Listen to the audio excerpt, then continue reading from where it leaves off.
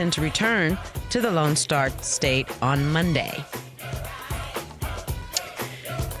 The documentary Sunday Best, The Untold Story of Ed Sullivan on Netflix examines the pivotal role the Ed Sullivan Show played in spotlighting black music and culture to TV audiences at a time when segregation was still the norm. Sunday Best explores Sullivan's commitment to pushing back against network forces, sponsors, and other interested parties who were opposed to the presence, the celebration of black people on the show. The documentary also offers an opportunity to think through the impact the show had at the time compared to our current era, where the closest equivalent, the late night talk show, has lost so much of its cultural relevancy when it comes to showcasing performers to a broad audience. We were talking about that last week, yeah? Yeah. Beginning August 21st through August 24th, the 2025 Chicago House Music Festival and Conference will bring stages, dance floors, and conversations to life in every corner of the city. The celebration starts on Thursday at the Chicago Cultural Center with a night built for the community. There will be open dance sessions, live DJ sets, and panels on everything from the craft of production to the changing face of nightlife. D-Case says the weekend is about more than music. It's about history, community, and passing something on. House music was born in small rooms and underground spaces, and it still has that grassroots spirit. For one weekend in August, Chicago will come together on the dance floor.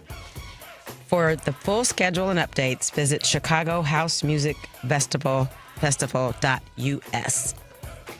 Please visit our webpage, tfmradioshow.com. You can subscribe and follow us on Fanbase, Instagram, Facebook, Threads, TikTok, Spoutable, Blue Sky, and Twitter. Also subscribe and follow our YouTube channel to view us live and receive reminders when we're on the air. If you missed today, you can now listen to the family meeting on Tuesdays on WARRradio.com, where community comes to listen in North Carolina. We'll be right back.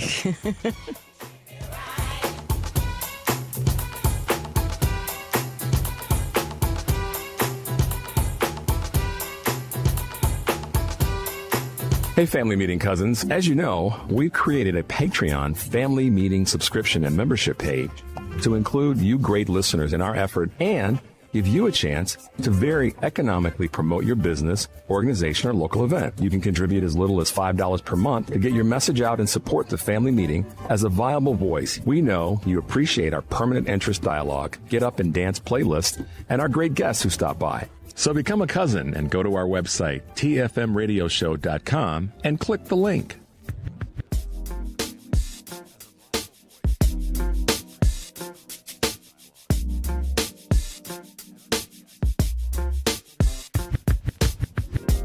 Hello, this is Jade Phillips, and I'm a management consultant in Chicago. I listen to the Family Meeting.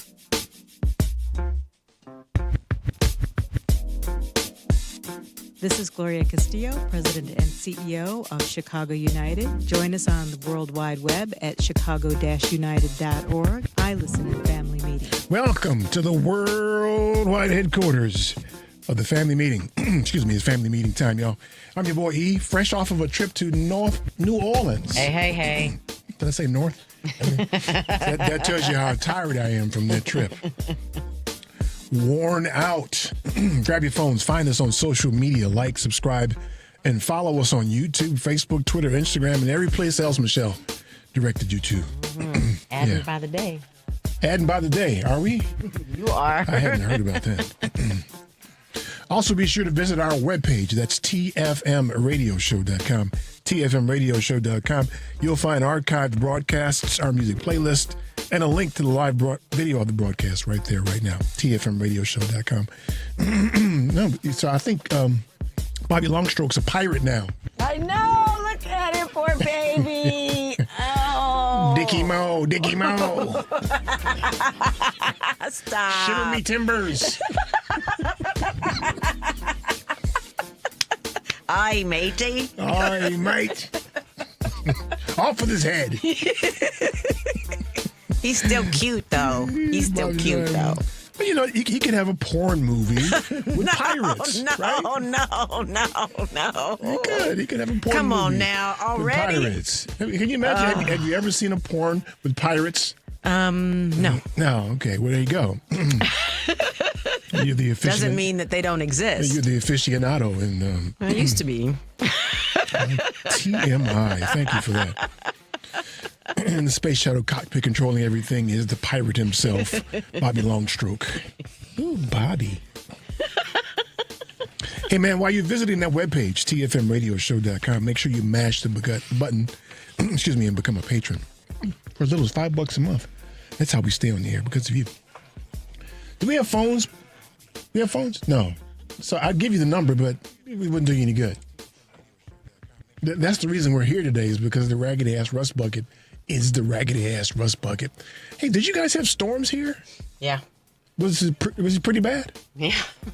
Was it? What happened? I don't know. Was it tornadoes or what? Storm. I mean, what was it? Tornadoes or what? No, happened? it wasn't tornadoes. It was just a big, heavy, windy, lightningy, lots of lightning. Yeah. Was it flooding and stuff too? Or? I don't know if there was flooding. Do you know, Devin? He's saying Is yes. that why the stuff is out here because of the storm? Yeah, it's a raggedy ass rust bucket, all right? Okay, who knows? Who knows why it's out, right? Who knows? After all these years, you'd think it'd be sturdier equipment or something. I don't know. No. Seems like every time there's a bad storm, something happens here. Well, don't blame me this time. No, it's not you. For things not working. No, it's not you. I didn't do it. It wasn't me. It's the raggedy ass rust bucket, man. Y'all should get a lightning rod out there or something. So we're here because they couldn't receive our stuff The from internet was. the studio. Matt told me they were on their backup internet today, and so and we weren't going to have phones and all that stuff. So it's just you and I today. Uh-oh. Yeah, that's bad news for y'all. Bad news for y'all. So Tiff and I are just coming back from New Orleans, literally this morning. We were there for several days, taking care of some family business down there. I have managed to probably get myself a summer cold.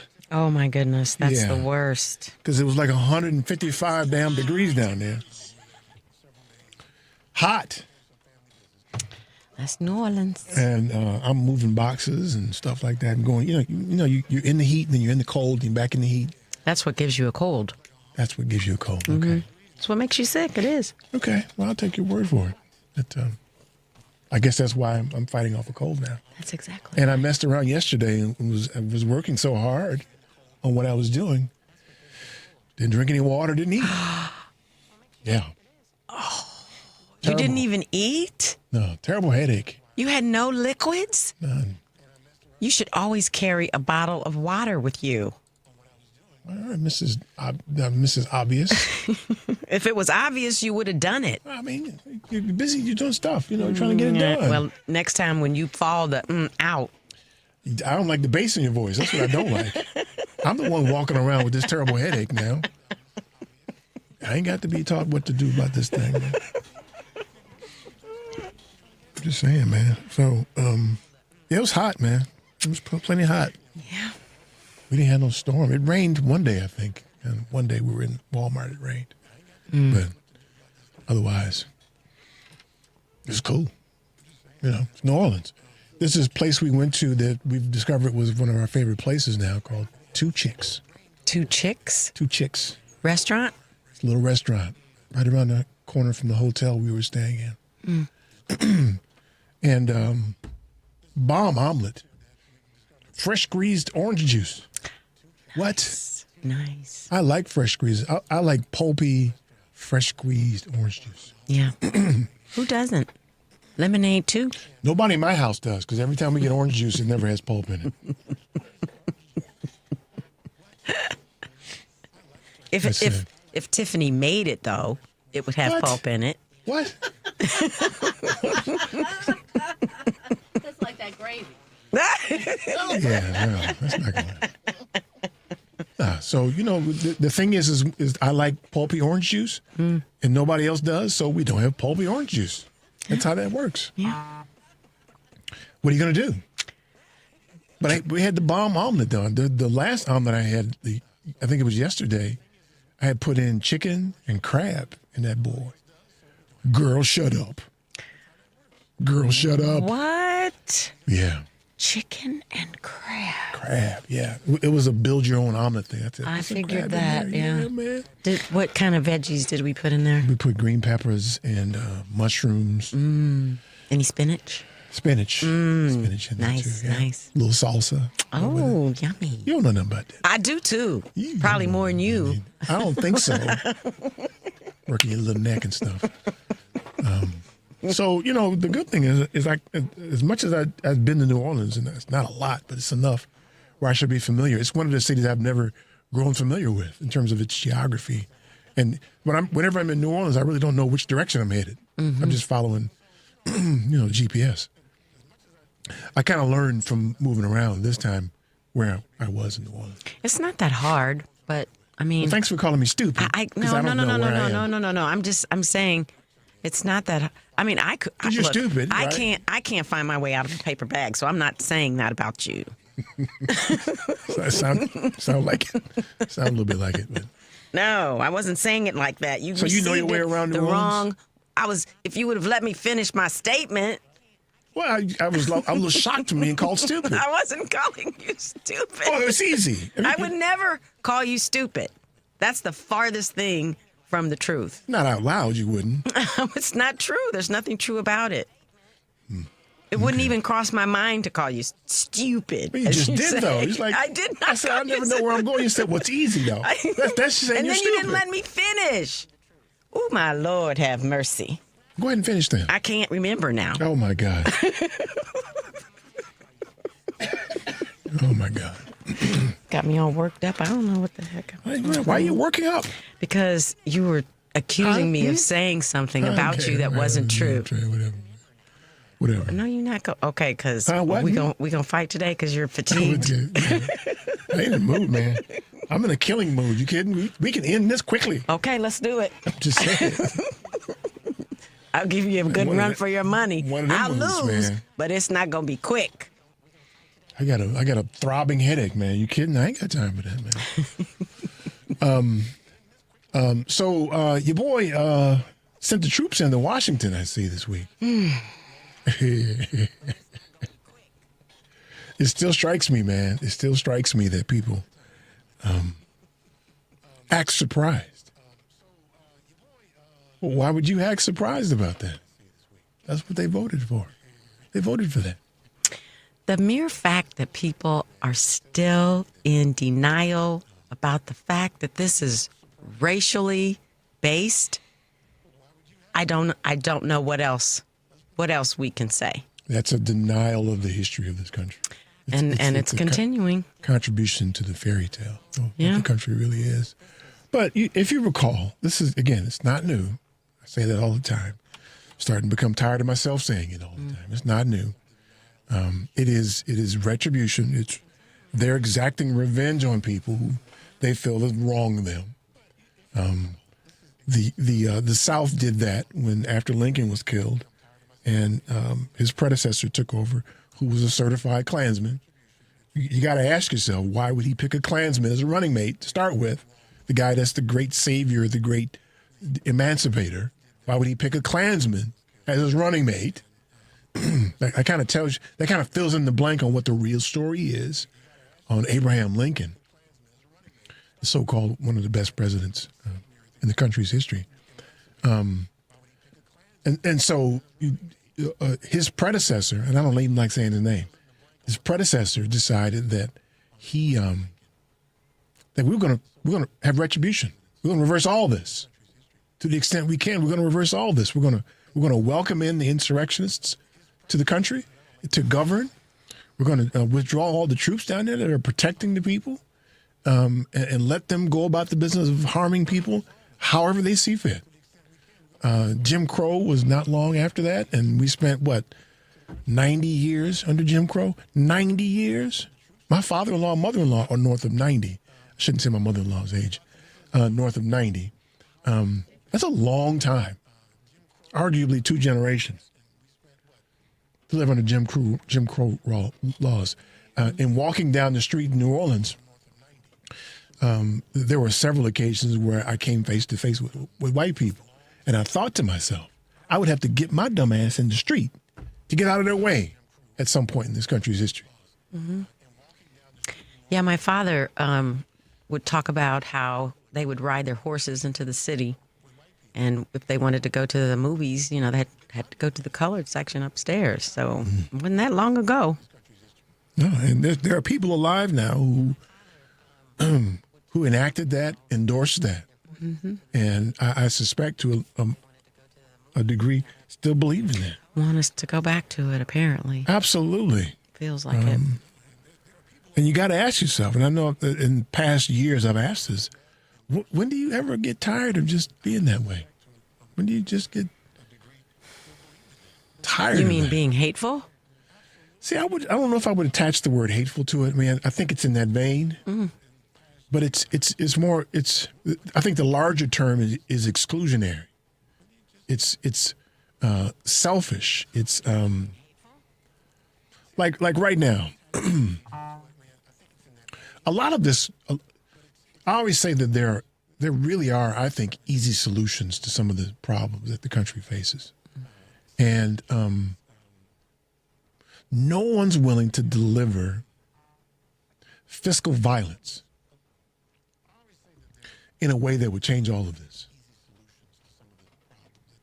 Many people have grown accustomed to or have grown insular.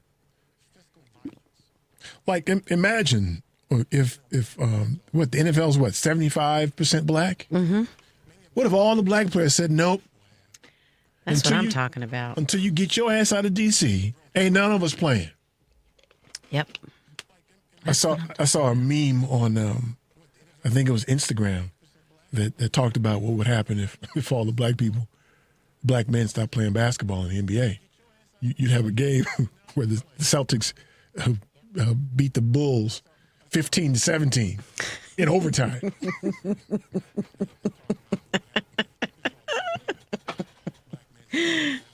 I mean, that's fiscal violence. Yeah. Right? But these young men, for better or for worse, collectively would never, ever do anything like that. Well, but think about why. You gonna tell me why? Because a lot of these young people come from nothing. And now all of a sudden they got all this money. They don't want to give that up. I think there's an undercurrent of fear for everything, though. All of it. The progress and the regress of it. It's all about being afraid of other or being afraid of losing something. Well, I'd agree. I mean, but you look at people like Curt Flood and Muhammad Ali. Yeah. Who basically gave it up. Gave up millions. Why did Muhammad Ali do it, though? You asking because you don't know? No, I'm asking because I think I know. Why don't you tell us when we come back from a break then? Okay. Instead of running game show questions up in here. Don't get snippy with me. I ain't got no mood, man. I got a headache. I'm in no mood for that, man. Find some aspirin for him. I took some. This is a bad one, man. The number is 773-763-9278. Stay tuned for more of the Family Meeting.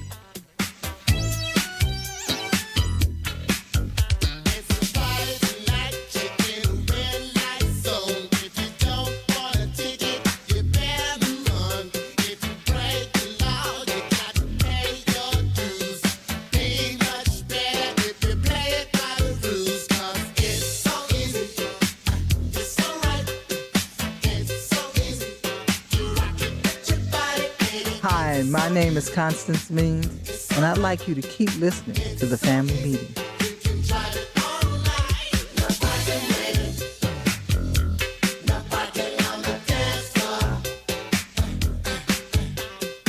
The law office of Darnell Lyles is ready to help you, whether it's personal injury, criminal, DUI, and OWI, nursing home, product liability, it doesn't matter. Call 219-9399-LAW. That's 219-939-9529. That's right. When you're driving and get into a wreck. You better call Danielle. Had a few drinks too many? A cop hits you with a DUI or OWI? Think you better call Danielle. Arrested and facing criminal charges, misdemeanor or felony? I think you better call Danielle. Purchase a product that causes you or a loved one harm? I think you better call Danielle. When your loved one is neglected and abused in a nursing home? I think you better call Danielle. That's right, you better call Attorney Darnell Lyles and get represented right. And the first consultation is free. Yes, free. So call right now. 219-939-9LAW. That's 219-939-9529. Attorney Darnell Lyles. Darnell Lyles. Calling all valued members of the American Veterinary Medical Association, or AVMA. Your future retirement goals can be achieved. Introducing the AVMA Retirement Plan. Tailored to meet the distinct needs of veterinarians with streamlined administration and reduced burdens. Vets enjoy unrivaled benefits that include service provider oversight, knowledgeable expert investment guidance, and delegated fiduciary services. Veterinarians who use this plan can say goodbye to annual retirement plan audits and annual retirement plan tax reporting. Veterinarians, you can enjoy retirement your way with customizable plans to suit your practice's unique structure. From eligibility to vesting schedules and more, elevate your retirement journey with AVMA's specialized plan. Learn more by sending an email to polaris@polarisadvice.com. Secure your veterinary legacy starting today. Email us at polaris@polarisadvice.com. Securities offered through LineStreet Financial, LLC, member FINRA and SIPC. Investment advisory services offered through Polaris Wealth Management, LLC. Polaris Wealth Management and LineStreet are not affiliated. Hey Chicago, are you always on the go? Take the new Shy 311 app with you to find the information that you need, submit non-emergency city service requests, and much more. Download the new Shy 311 app, built with Chicagoans for Chicagoans. That's Shy 311 on the App Store or Google Play, or check it out online at 311.chicago.gov. Stay informed with Shy 311. It's your gateway to Chicago services.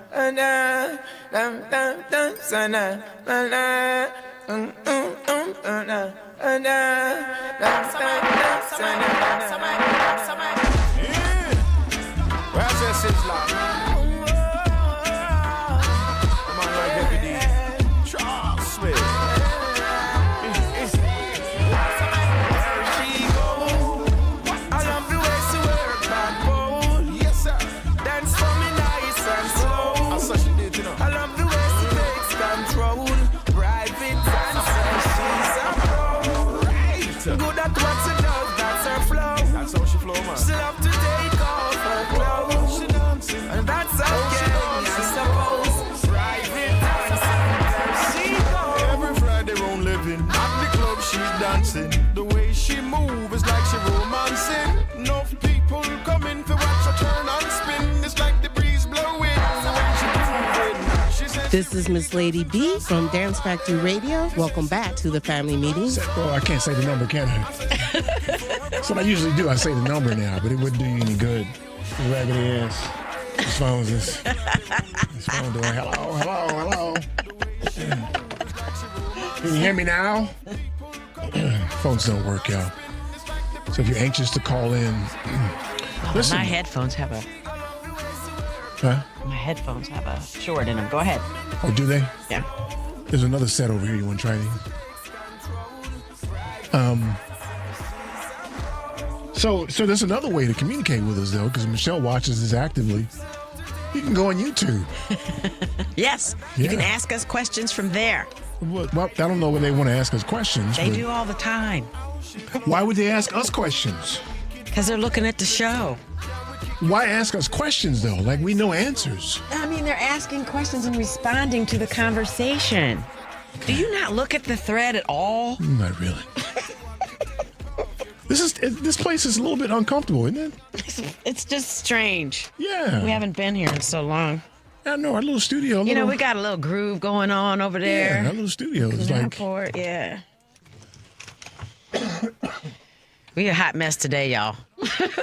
Yeah, we're messing around with the headphones and stuff, man. Of course, we had to rush in here after the previous that's show. that's another thing, right? Yeah. We usually get to sit for 30, 35, 40 minutes and just get our stuff together. Today we just ran in here like we were on fire. Man, start plugging in computer stuff and making it work, man. So you were going to tell us why Muhammad Ali forewent all of the money that he did in those years, in his prime. Was it because of his religious conversion? That's a question. That was a question, yeah. That's what I'm thinking. Yeah, of course. That's why he said, because he was convicted in his faith, and that's... Well, I mean, he said it a million times. The Viet Cong ain't never did nothing to me. Nothing to me. I ain't got nothing against them people. Yeah, I can go there and fight and come back here and still have no rights. Yeah, so, I mean... As he said, you my oppressor. Why would I go fight them for you? Yeah. But had he not had that religious conversion, would that have happened? We won't know. I don't know. You know, Muhammad Ali was I wanted to say a principled man, but that's not the word I mean, because he was married, like 4 times? And cheated on all of them. So principled, I don't know if principles is the word, but he was outspoken, for sure, on matters of unfairness. And I give you this brush with history, brush with greatness. I was I was with my boys at a hotel over in Hyde Park. I think it was called the Ramada Inn back then. I think it was on Lakeshore Drive. And we were in the lobby hanging out there, and Muhammad Ali walks in. What y'all doing? Just like that. Like, just a regular dude. Now, I had to be, late 20s, early 30s maybe. So, I mean, how old was he then? 50-something? Not... He wasn't 80 when he died. So. No, how? Because I saw him too, and I remember... He had retired. He had retired. Yes. He wasn't still fighting. Right. But he hadn't been retired that incredibly long. And so he stood around like, what y'all doing, man? Did he have Parkinson's when you saw him? Nah, it wasn't. He was totally fluid then. I'm like, dude, what are you doing here? Hey, man, he was just there, and he just hung out with us for a while. Mm-hmm. It's the most incredible thing in the world. I'm sure. Oh. See there? But that's another great story, right? He was a man of the streets. He would talk to people. He would shake your hand. He would sit down and talk to folks. Mm-hmm. I mean, at the same time being the most recognized person in the world. Mm-hmm. So he stood on business. He forewent. In the prime of his boxing career, millions and millions of dollars. Drove himself broke in the effort. On principle. You don't find... I started to say you don't find enough of it. You don't find a lot of it at all. Because there's no reward in it, right? You have to do it from a feeling of... It has to be something you really believe in. Otherwise, because if you have the expectation that good things are going to happen to you because you did this thing, you sacrificed yourself.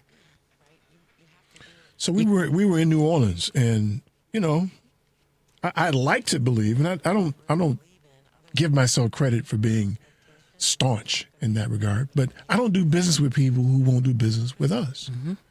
And Walmart showed his hand, Target showed his hand. And so we didn't do Target. Good for you. When it would have been a lot easier to do Target. Sure. I didn't want to do Walmart, but we couldn't get around it. Mm.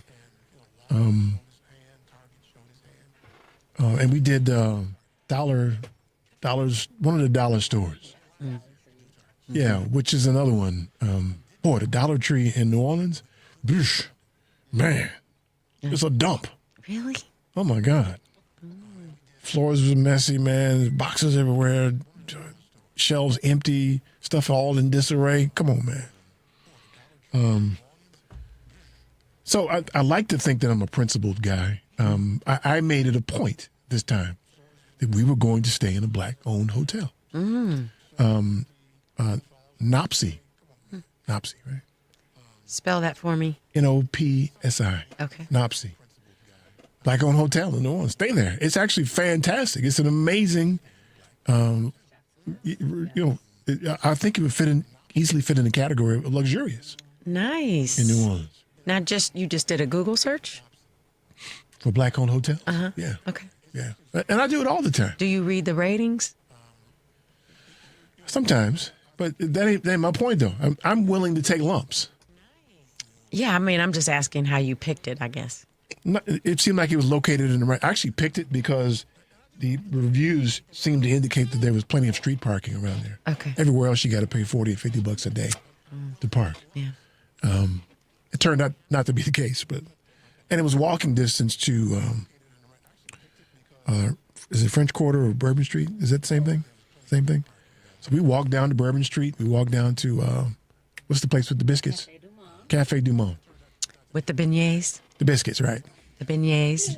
The sugar-covered biscuits. The right? beignets. The biscuits, right? The beignets. Right. There's a proper name for them, my dear. Biscuits, right? Beignets. So, Which is ridiculous. you're not on the microphone. You can't do. You can't do that. You can't do that. She can't do that. She's not on. If you gotta get on the microphone, if you're gonna do that. Tiffany, you got to get on the mic. If you're gonna do that. So we had the biscuits. They didn't have much other than biscuits there. Beignets. You can't do that unless you're on the microphone. So we picked that, right? And that's generally what I'll do. I'll look for black-owned restaurants. I'll look for black-owned stores or black-owned hotels. Do it all the time. But nobody. It's very rare that you'll find somebody willing to make that extra effort or that sacrifice. I'm the kind of guy that I'll go to a black-owned McDonald's, get terrible service, and tell them people, look, this is awful. I'm going to be back, and I'm going to expect better next time. I think you should do that. I think absolutely. I agree with that 100%. Yeah. So think about if all the brothers in the NFL said, no, that we need changes in this country, that we're not playing. We're not playing until we see change. What do you think would happen? Whatever they wanted would happen. Right? I think so. Whatever they asked for, they would get. Right. If the NBA did the same thing. Yep. We with the NFL, we're not playing this year unless this happens. Yep. I can't replace all of them all at once. I agree. Right. I do. There's power in that, but we're too siloed now, even more. So I think what I think is, let's take NBA, NFL out of the equation. Let's just talk about the people who work a middle income job, where this is how you pay your mortgage, this is how your kids eat, all that stuff. Mm-hmm. You need that job. Mm-hmm. But if you end up working for somebody who voted for that imbecile in the White House, you're obligated to quit. You no longer get my services. I think it's easier said than done. I know it's hard as hell. You're your own business. Don't make it about me. But this is what I'm saying. I'm saying that you have the luxury of making. It ain't about me. But I'm using. I understand it's hard, Michelle. I understand it's hard that you're inviting all manner of problems in your life. You may lose your home and your car. Your children may not be. I understand that. It's hard to do. Mm-hmm. And you're right that I have a little more latitude because I own my own business, so I can choose who I do business with. Mm-hmm. It's a lot easier for me. But if all the middle management of Chase Bank said, you know what, the hell with this, all of us today are going. All of us are going. Or even better, try this. If all of them said we're all using our vacation days all at the same time. Mm-hmm. We're going to use all of them all at the same time. You will no longer be entitled to our service, to our skill set for this time period. Somebody's got to organize it. I mean, look, I've bounced many a job because I used to say it didn't feed my spirit, but I told you about the junior achievement job that I had, that I left based on racial disparities. I thought that they were. So, I mean, I do it, but I wouldn't recommend it. Why not? Because the gaps in between finding something else takes some time. And if you don't have a cushion... That's how they hold you down, though, But right? that's how you're held down. That's just life. What are you going to... I mean, I was always alone, so I didn't have a family to feed, right? I just had to take care of myself.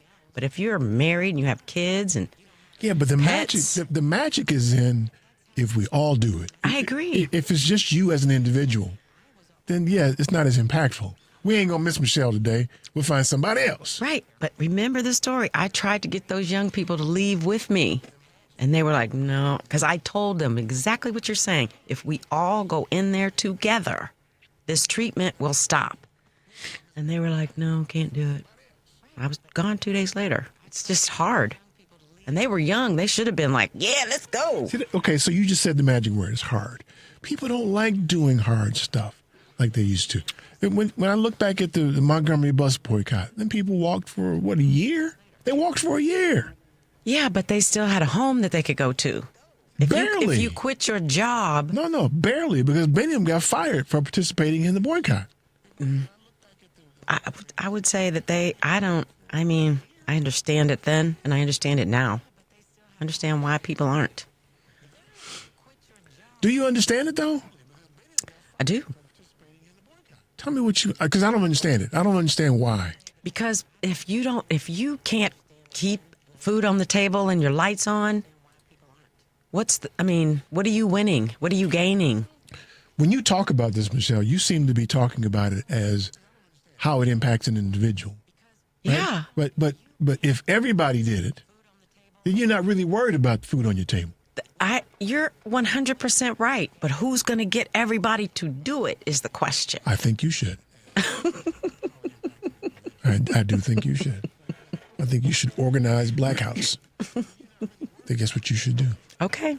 Professional blackout. I could do it. I could. You could. I could. Doesn't sound like you will, though. Doesn't sound like you will. You could do it just as easily as I could.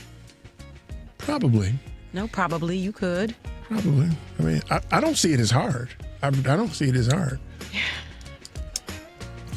I think people get themselves in over their head in terms of debt and other things, and contemplating it is just too much, which I get. I get that. You got to pay the mortgage. All right, y'all. The numbers doesn't matter, does it? It's a habit. It's a habit. Sorry, y'all. Stay tuned for more of the family meeting. I'm sick by the very thought of spending my days and being without you. Got me thinking what I do. You got me thinking. Hi, I'm Chris Boulware, founder of It'sAShort.com. Keep listening to the family.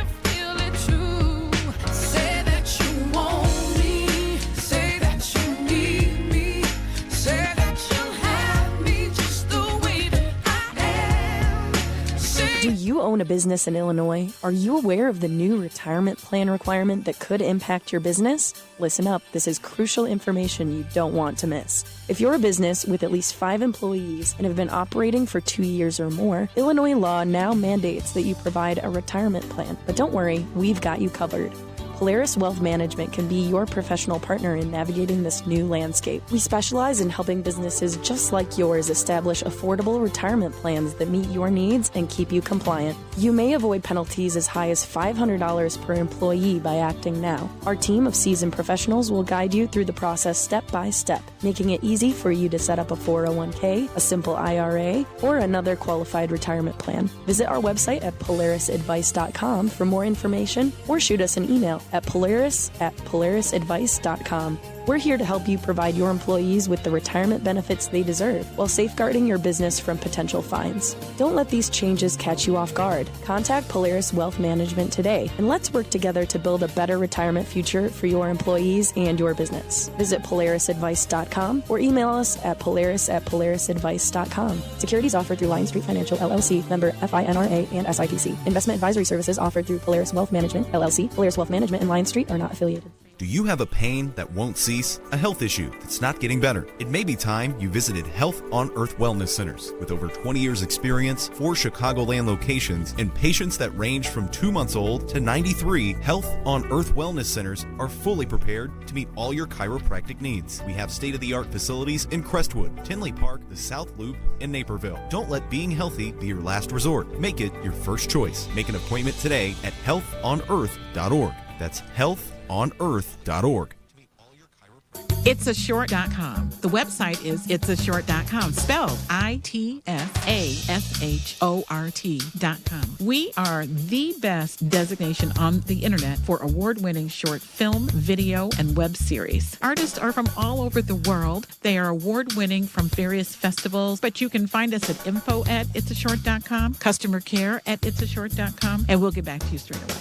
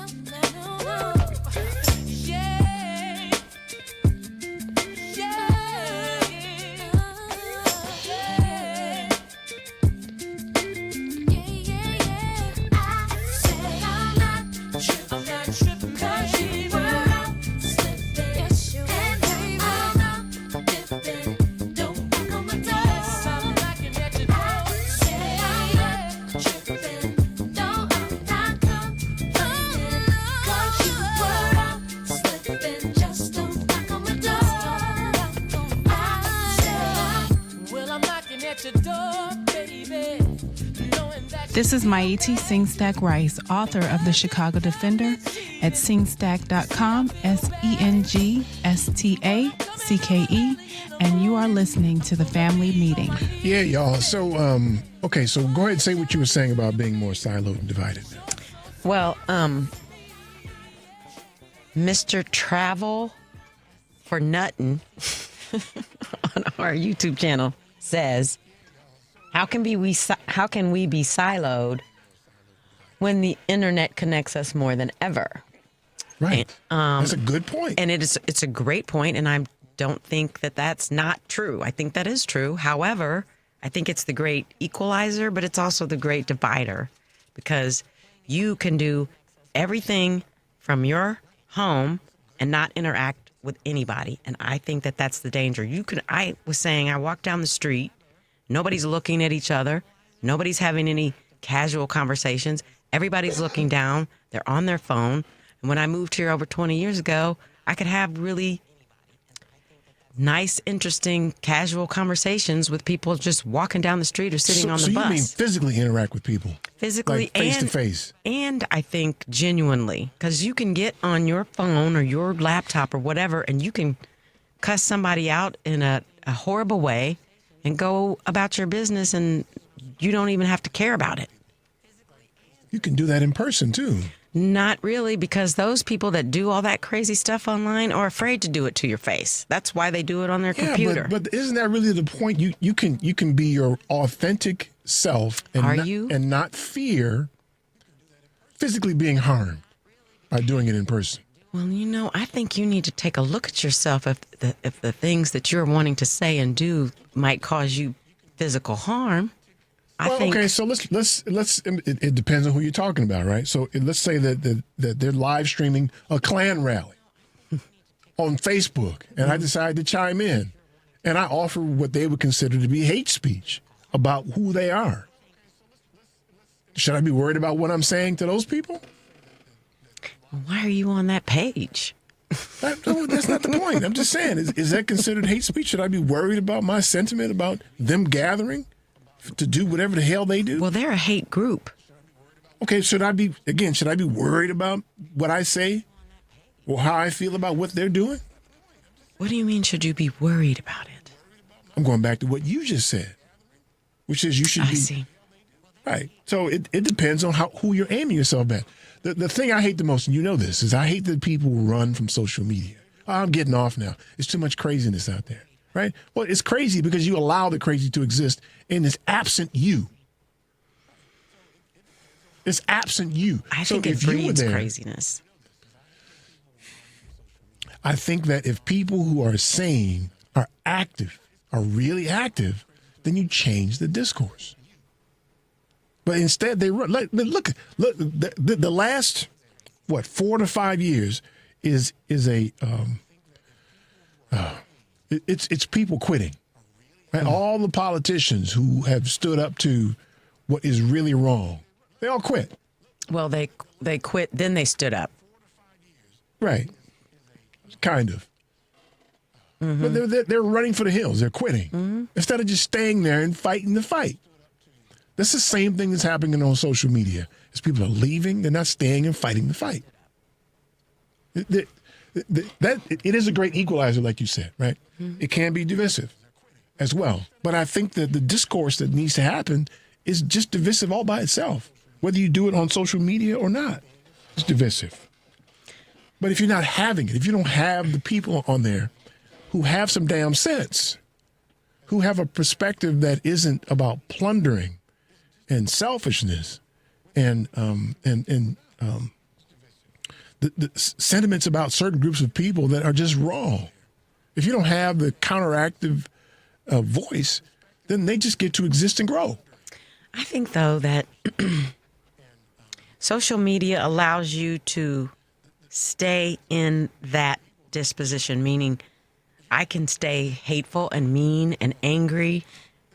I'm reading what you're writing or typing, but I'm not absorbing it because I can stay in this place. I guess for me, it doesn't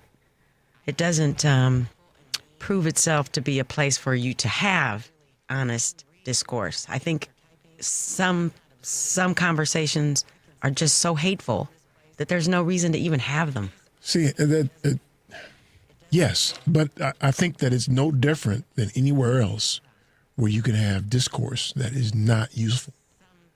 Physical, online, any other medium. If you saw, I don't know if you saw any of the Hillman Talk University goings on. You didn't see any of that, did you? Because you didn't do TikTok. So there was a sister who was a professor at a college. She decided that she was going to hold classes, history classes and math classes and all kinds of things, just to teach accurate stuff to people. And the discourse there was amazing. It was community, for sure. So it exists out there. And yeah, I agree with you that there are places where it's a cesspool. But it equalizes. There's no way this sister could have delivered the content that she did along with her other fellow professors, except for social media. Yeah. I agree with that. Is she still doing it? Yeah, it's petered a little bit, but yeah, it's still out there. So there's community, and I spend a lot of time working my algorithm. I know you do. So that I get what I want to see. I still see the craziness as well. But I'm looking for community. And like I said before, community is a verb to me. It's what you do. It's not a place to be. It's just what you do. I'm looking for a community. I'm looking for not people who just believe what I believe, right? But people who are intellectually curious like I am. I don't care what your political bend is. You don't? I don't. Not necessarily. I mean, if you voted for that orange dude, then I got a problem with you. Okay, thank you. But you're not intellectually curious then. This is true. If you did that. In fact, you're stupid. Flat out stupid. We were listening to the radio on the way in today, and one of the commentators was saying that the White House's strategy, I'm paraphrasing. You laugh when you say strategy, right? Which was my point, right? They know strategy. No. But his assertion was that the White House's strategy is to keep us on our toes. And I'm like, dude, why would you even attach the word strategy to what they're doing? You got like that somebody thought this out and is chasing a plan of some kind. Yeah. They're not. They're idiots. Yeah, it's pretty bad. It's a big, giant grift. And these people who voted for that can't see it. No, I think that they can. They just choose not to at this point. No, Michelle, I think they're just stupid. The stupid in the same way that the person who responds to the African prince who's got $1 million and sends you an email. Why would an African prince choose your dumb ass to give you $1 million? And why would you give him your bank information? That's just stupid. Stupid. Non-intellectually curious people. Unfortunately, they're who this country is, though.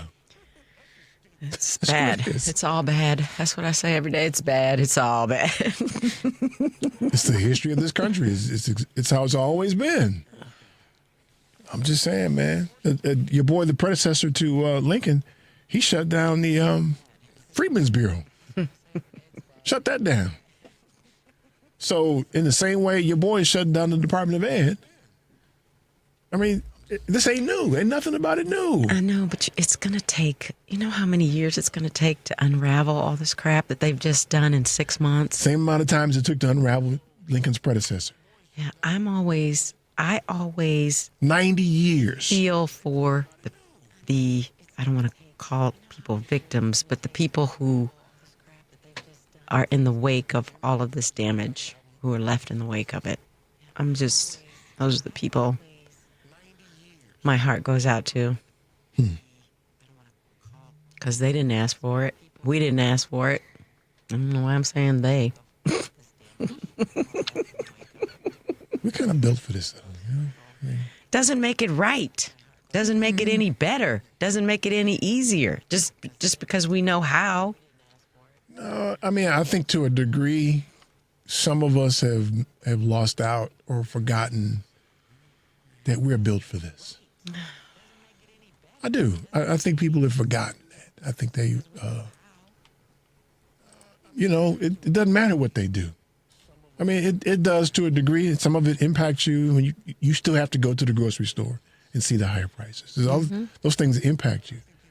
But ain't nobody in the history of this country had to make a way when there ain't no way, like we have.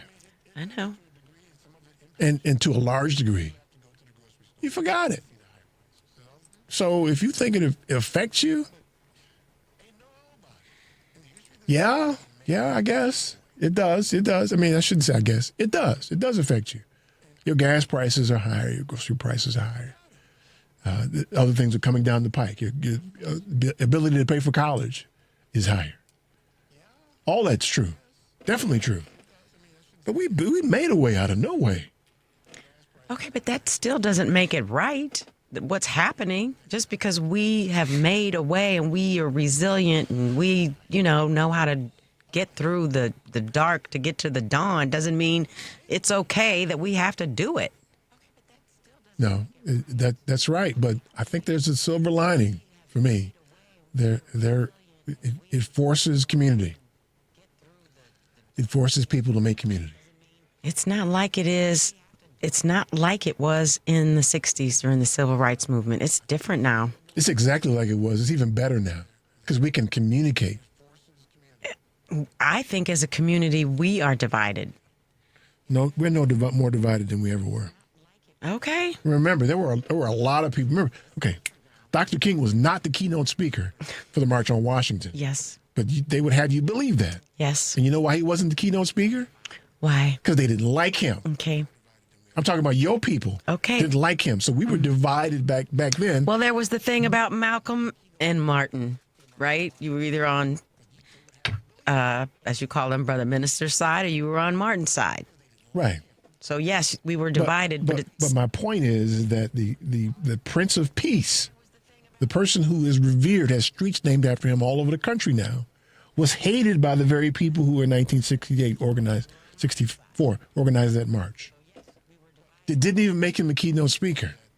And he was arguably the leader of the civil rights movement. They didn't make him the keynote speaker because they hated him, because he created problems for them.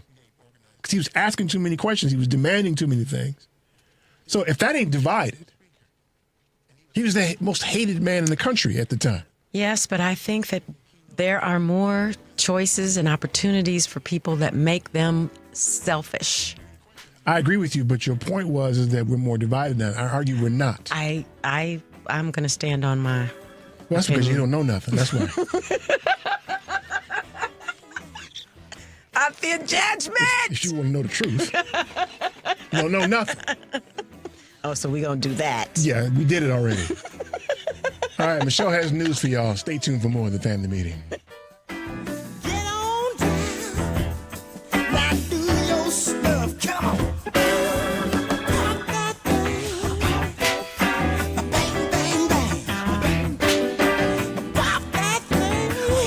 Hi, this is Attorney Cannon Lambert. Give me a call at 312-977-1300. Keep listening to the family meeting.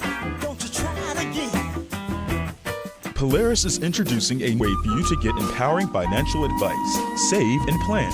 If you are like a lot of people, you'd like to work with a financial planner, but don't know if you earn or have enough to invest. Save and Plan will allow us to work with nearly anyone from young professionals to retirees looking to travel the world. Save and Plan is simple. Just sign up to save on a systematic monthly basis, directly from your account, and gain access to a planner and our planning services. Once you sign up, Polaris gives you a customized financial plan, a real person to speak with, and information to help you make good financial decisions. Your dedicated planner is just an email or phone call away. Save and Plan offers empowering advice for everyone. Visit us at polarisadvice.com. Call us today at 312-951-2606 or email us at polarisadvice.com. That's 312-951-2606 or email us at polarisadvice.com. Save and Plan. Empowering advice for everyone. Securities, insurance, and advisory services offered through FSC Securities Corporation. Member FINRA. SIPC. Insurance services offered through Polaris Insurance Agency, Inc., which is not affiliated with FSC Securities Corporation.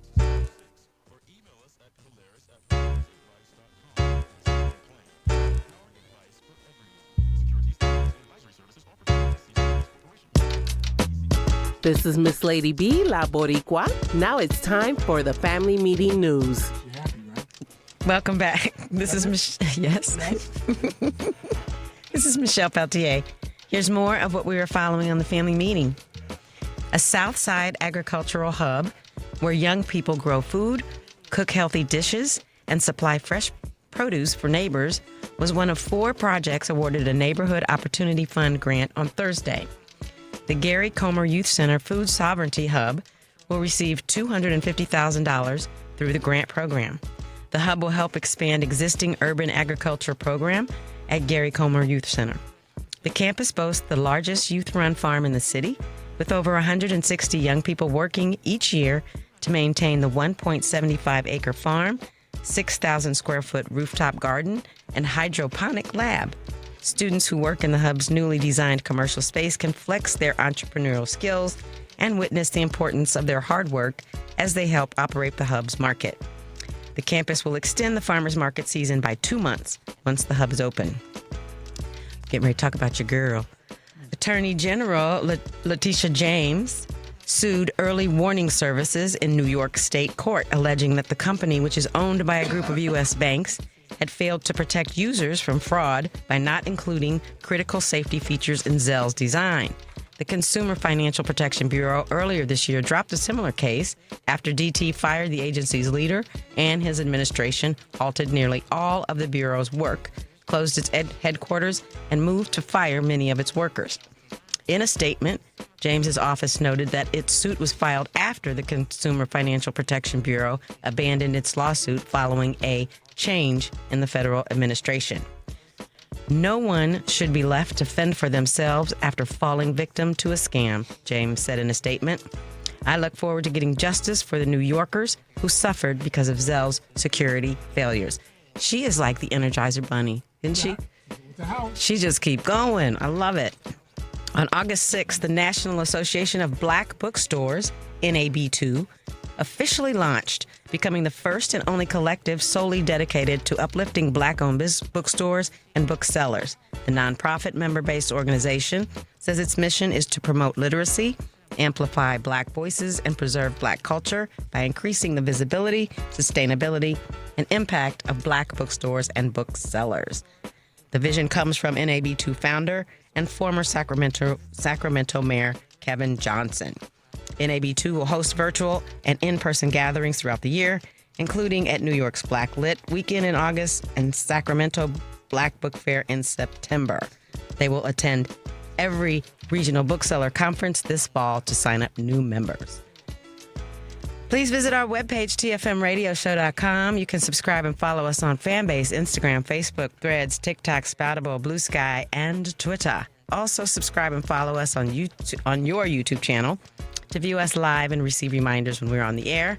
You missed today, you can now listen to the family meeting on Tuesdays on WARRradio.com, where community comes to listen in North Carolina.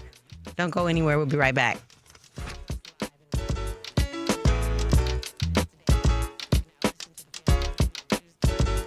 This is Chicago's Progressive Talk, 820 AM, WCPT Willow Springs, and online at WCPT820.com, where facts matter. Hey, family meeting cousins. As you know, we've created a Patreon family meeting subscription and membership page to include you great listeners in our effort and give you a chance to very economically promote your business, organization, or local event. You can contribute as little as $5 per month to get your message out and support the family meeting as a viable voice. We know you appreciate our permanent interest dialogue, get up and dance playlist, and our great guests who stop by. So become a cousin and go to our website, tfmradioshow.com, and click the link.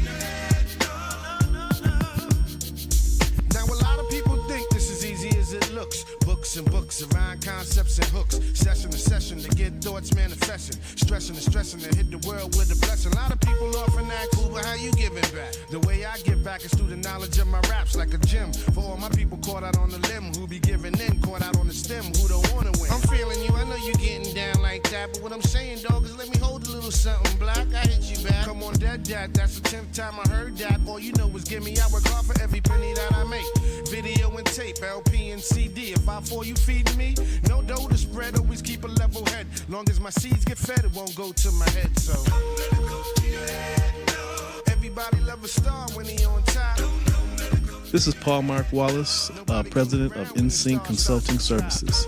Our website is www.nsynccs.com. Welcome back to the family meeting. Welcome back indeed. What were we fighting about? I don't remember.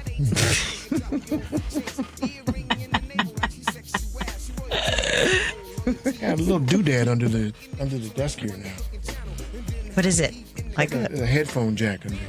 Oh. A little doodad. I thought it was a button for you to make me go down through the floor. Chair's raggedy. Yeah. What are those trap doors? Is that what they're called? I know you feel like doing it from time to time. No, I don't do that. I just shut it off. Same thing. Stop listening. I just stop listening after a while. Same thing. So there's certain things I want to hear, and I just tune it out. I want to hear it. Okay. Ain't got nothing to do with me. No. Okay, so strategy.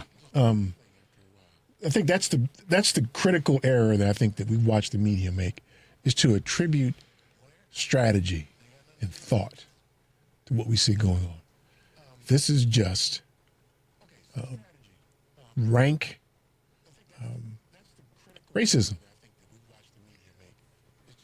But here again, it's not new. All you got to do is review the Jackson, I said his name, the presidency, and watch how it didn't take him long to unfold a lot of what some have characterized as progress, and I don't want to argue about progress today, for the formerly enslaved peoples. There's a building on Howard's campus, down at the south end of the campus. It until recently housed the School of Communications. Mm-hmm. It was the original Freedmen's Hospital. Mm-hmm. It's the only hospital in the region that formerly enslaved peoples could go to. Mm-hmm. And the federal government, after your boy unwound everything, just gifted it to the university. We don't need that old raggedy building. Keep it. It's actually being converted back to a medical facility now, but excuse me.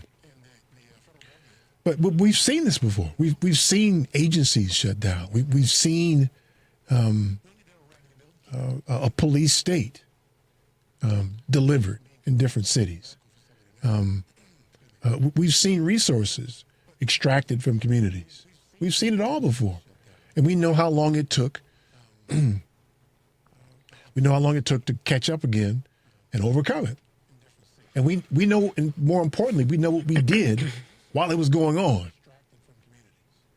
It's hard work, though. For me, more importantly, I want to figure out how we don't come back here again. That's my goal. Because this repetition of all this craziness and this hatred and this violence, and I want to know how we stop it so that we never come back here. So are you saying then, let me say what you said a different way. Do you want a world where the perpetrators are no longer here or no longer able to deliver what they're delivering? I think that's an excellent question, right? Ideally, you that want they're them all not here. dead? I don't want them here, but they're not going anywhere. We're not going to put them in concentration camps like they so willingly want to do to other people. Right, so they're always going to be working. So we need to be in a constant stage of preparation, I guess. I don't know. All I know is there has to be a way for us not to come back here, because every time we come back, it gets worse. Because there's more people. That bombastic language. What do you mean worse? Because there's more people. How is this worse than what they did to the 22 black cities? Because there's more people, is what I'm saying. The amount of people who can be hurt and killed and maimed, there's more of them. See, here's the thing, and I know it's bad. Lest anybody thinks I don't think this is bad, but this ain't like what happened in Tulsa. This ain't nothing like that. No, it's right? not. So I can man up on this one. Yes, but did you hear what I just said? I want to figure out a way for us not to come back here. The only way to do that is to not to set it up so that the people who are perpetrating this, who've always existed, are no longer here. Or no longer able to. Excuse me. They're never going to stop working. And neither should we. I think there's a resting on our laurels kind of thing that may have happened during some years that went by, and we just when? I don't know. Pick an era. Well, see. You can't find one, can you? Where's drunk ass Adrian? It didn't exist. He had one. It didn't happen. So what do you mean it didn't happen? So even while we may have perceived there to begin to be equity, there never was. Right, but there was some progress made. You want to make me argue about progress again? No. Because I don't think that we've made any progress. See, I feel like that statement is contradicting what you said before. Tell me why. Because you say that, let me get it together.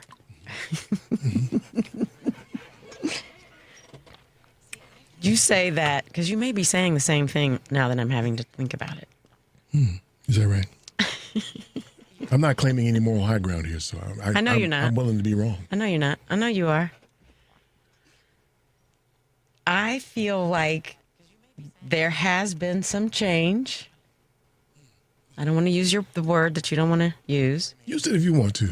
But I think that where we are now, where it just is so blatant and so obvious and so right in your face, it has not always been that way. You mean when they bombed Tulsa, that wasn't right in our face? Bomb Rosewood? Yeah, but I'm talking about the time between that and then and now. Right? There was a time where it wasn't in your face. There was a time where people didn't feel so emboldened to cuss you out in the middle of the street just because of your skin color. Is that the dividing line? Which is what they're doing now. The ability to verbalize? Is that the dividing line?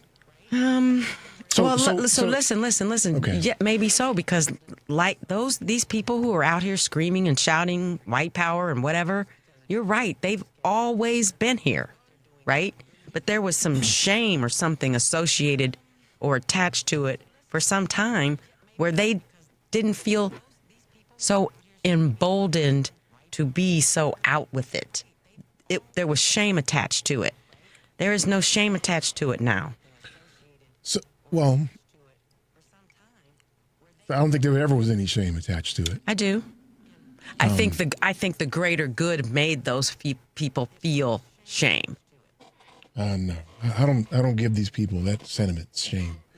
I don't think that they've ever had any shame. I don't think so. Okay. But I can't think of a time where they weren't. So here's the thing. I don't care if you harbor these racist sentiments. Sure, we can't do anything about that. I don't care. Mm-hmm. I care about your ability to act on them. Mm-hmm. Mm-hmm. If we eliminate your ability to act on them, then it becomes your problem. Agreed. Not mine. Agreed. So there was a time where it was more expedient to just not go out on the street and yell the N-word. It was more expedient. But you still harbored the same sentiment. Right. Never changed. I think also almost all the data says that this society has been acting on it. On racism? Absolutely. Disparities in the affirmative? Like saying, like helping it grow and helping it grow. Okay. Right. All of these salient data points seem to indicate that they may not have been out in the streets yelling the N-word, but they were still acting on it. Well, I think that's true. We know that because of the 2025 plan, right? They've been working on that for what, 40 years? It's bigger than that, though. It's just the day-to-day run-of-the-mill microaggressions. It's the inability to get a car or a bank loan. It's the not getting hired at a job, being the first one fired at a job. It's being accused of stealing when something's missing. It's all the little things that add up to. There's a zip code in Milwaukee, for instance, that has the highest incarceration rate, if I'm not mistaken. Y'all correct me if I'm wrong. In the entire country, for all zip codes in the country, they've decided to lock a bunch of people up in this community, and they just happen to be mostly black people. Sure. So. And we know the data says that in the state of Wisconsin, white people commit crimes at the same rate per capita as black people. Mm-hmm. But black people are going to jail. Mm-hmm. So all that tells me is that you may not be in the street yelling the N-word, but you're still acting on that same sentiment. Mm-hmm. The society is. So for me, it's not important whether or not you're in the street yelling. For me, it's your ability to act on it. Right. I agree with that, but what I said still stands. I don't want to come back here. We should not come back. We shouldn't be. Okay, so the news should not have 5 black mayors on its station saying that these are the places where DT is going to go and send police. I mean, come on, you can't get more obvious than that. So then the only way to do that is to eliminate the people who are the culprits. Or eliminate their ability to act on it. Eliminate their ability to act on it. I'm not saying get rid of people because we don't believe in murder here. We don't? Okay, so then how do you eliminate their ability to act on it? That's the $1 million question, right? I don't know. I ask myself and I ask my friends, what can we do? What can we really do to affect some change, some real change? So you haven't come to the conclusion that there's nothing you can do to prevent them from acting on it? I don't believe that there's, I believe that there's something we can do. I just don't know what it is. So we've been trying this since 1865. So what are we going to do? Just keep talking about it and do nothing? That's what we have been doing. So what do we do? What can be done? I don't know. You don't want to get this good harebrained ass idea. You want to try to figure it out, man. I know. You the one got that, man. It's not impossible. I'm just curious. As am I. How you going to get them to stop? We've passed any number of laws, amendments to the Constitution, ordinances, hate crime laws, passed them all. Imagine this for a second. Imagine you have to go out there and pass laws to get people to not act in an antisocial manner against people of color. Yeah. You have to put laws on the books. Yeah. And then we have to rely on the culprits, the justice system, to decide, this is a violation of that law we wrote. Well, we have to work within and outside of all of it in order for it to change. I think you're crazy. That's what I think. If we don't try, then what's the point of any of it? So I think what we try is really the problem. So I think that arguably these people who are being put upon by this current administration enjoyed their best success when they established community on their own. All of the successful black Wall Street towns, Durham, North Carolina, Tulsa, as we talked about, Wilmington, North Carolina, all these places. Even in Mississippi, they had places like that. And, of course, they came in, the people who we don't want to be able to act on their sentiments, came in and burned it down and killed a bunch of people. Mm-hmm. So to my earlier point, the ability for us to establish community using social media is expanded globally now. Yeah. And so we can put together a Tulsa, a Wilmington, and just exclude them. These people put together community with their own resources. The stuff that was going on, the debauchery and the hate and all the stuff that they were involved with didn't affect these people. Not at all. I mean, I shouldn't say not at all. It didn't prevent them from building wealth for themselves and establishing community. Now, I've heard stories where Tulsa had its problems, like any community does. Any community, yeah. Yeah. But they built community, though. And so we have a tremendous opportunity with social media to build community, like globally. And people are running from it.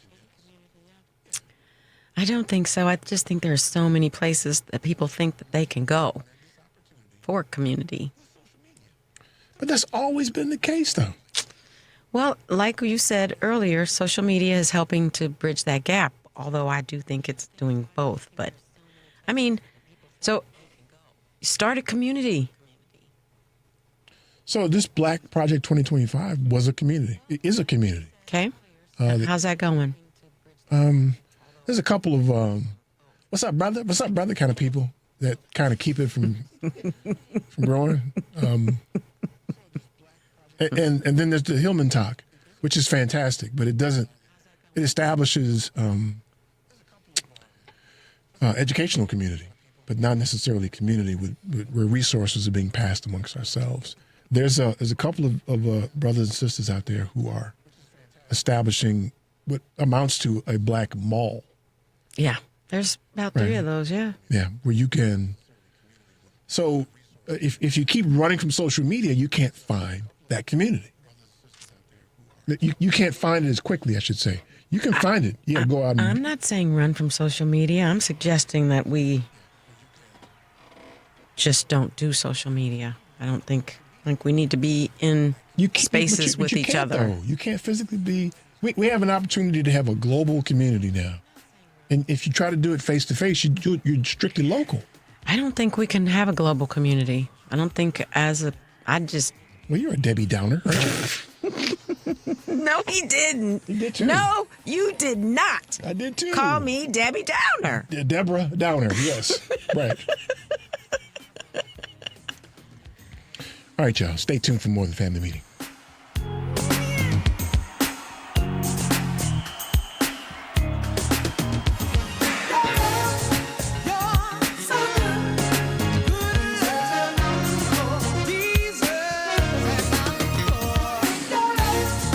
You're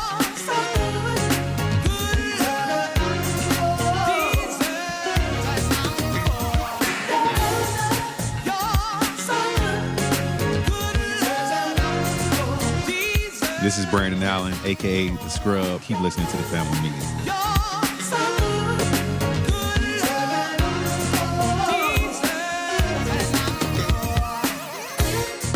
Going to a show tonight. Working hard, 9 to 5. Polaris is introducing a way for you to get empowering financial advice, save, and plan. If you are like a lot of people, you'd like to work with a financial planner, but don't know if you earn or have enough to invest. Save and Plan will allow us to work with nearly anyone from young professionals to retirees looking to travel the world. Save and Plan is simple. Just sign up to save on a systematic monthly basis directly from your account and gain access to a planner and our planning services. Once you sign up, Polaris gives you a customized financial plan, a real person to speak with, and information to help you make good financial decisions. Your dedicated planner is just an email or phone call away. Save and Plan offers empowering advice for everyone. Visit us at polarisadvice.com. Call us today at 312-951-2606 or email us at polarisadvice.com. That's 312-951-2606 or email us at polarisadvice.com. Save and Plan. Empowering advice for everyone. Securities, insurance, and advisory services offered through FSC Securities Corporation. Member FINRA SIPC. Insurance services offered through Polaris Insurance Agency, Inc., which is not affiliated with FSC Securities Corporation.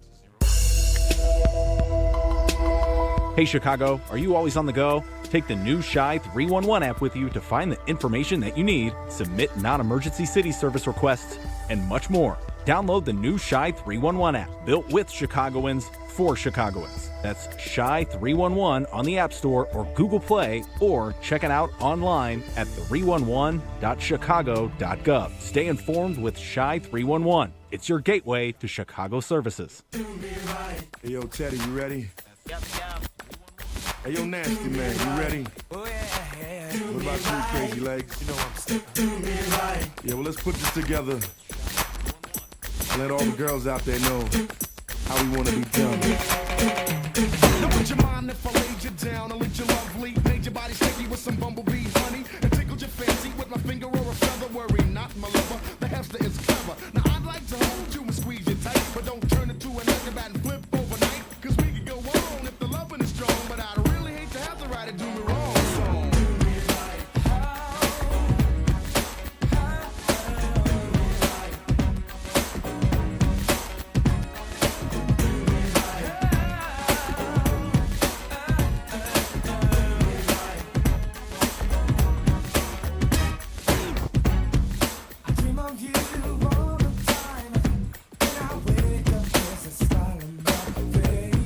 I'm Richard Chu with First Capital Insurance Group, and my website is www.firstcig.com.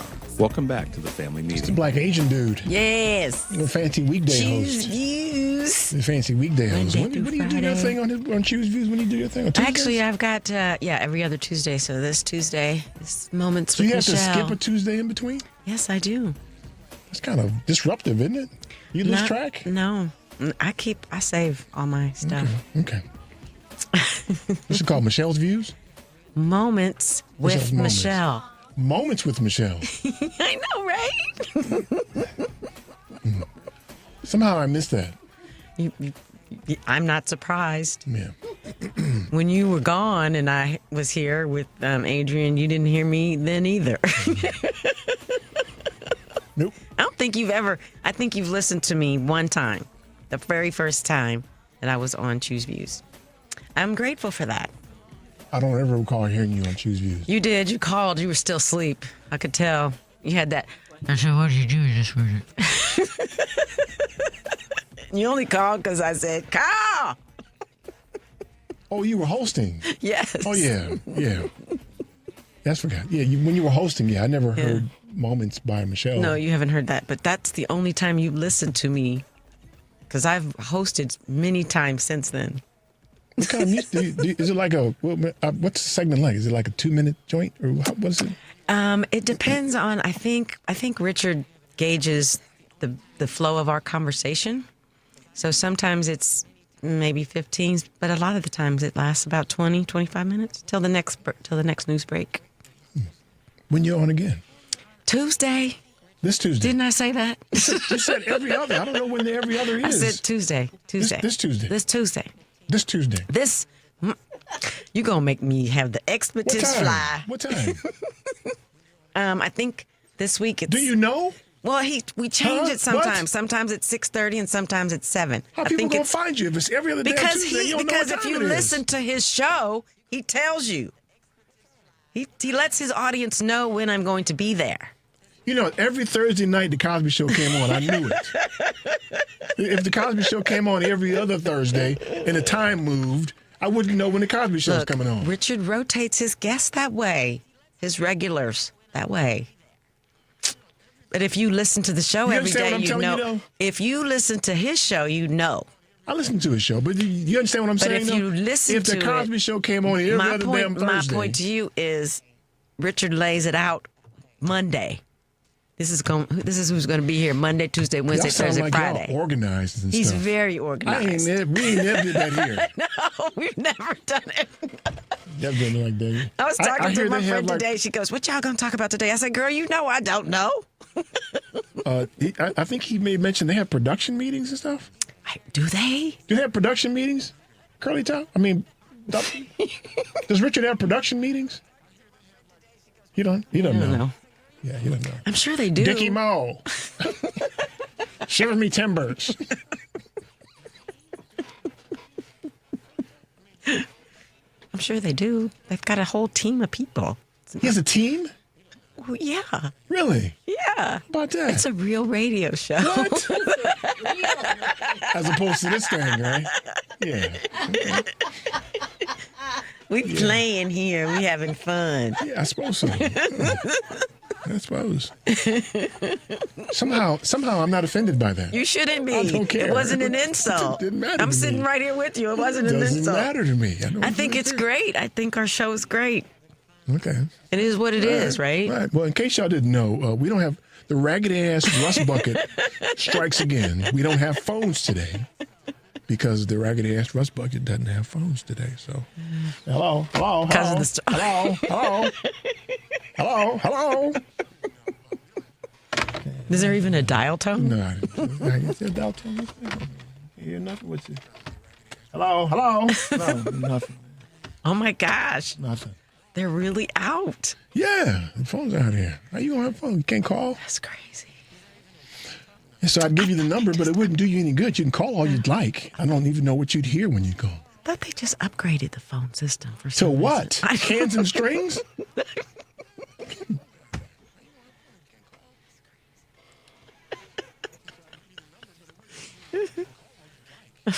Yeah. Okay.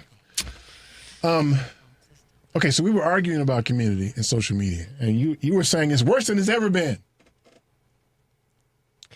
Did I use those words? Why you look at me like that? Why you look at me like that? What? What?